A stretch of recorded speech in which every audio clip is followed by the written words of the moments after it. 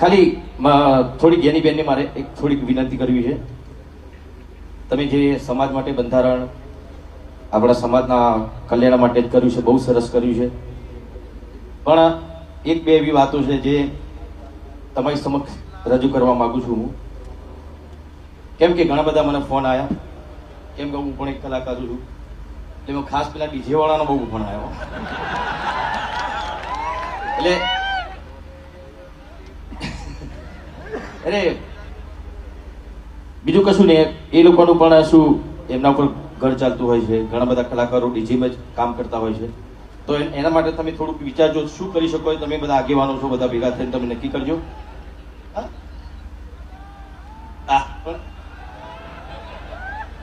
એટલે અમારા કલાકારોની વાત છે, બરાબર.